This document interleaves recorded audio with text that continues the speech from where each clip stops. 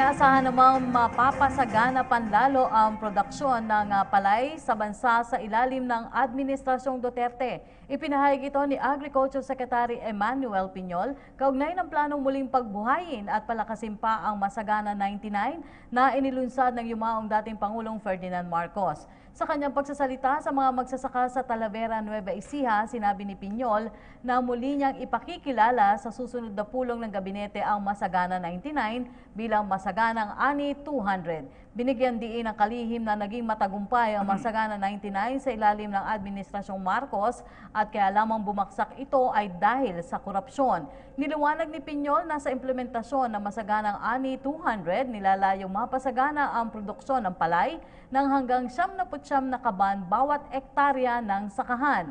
Sa pamamagitan nito, anya ay magiging matatagang supply ng pagkain sa Pilipinas at hindi na kailangan pang dumepende sa ibang bansa.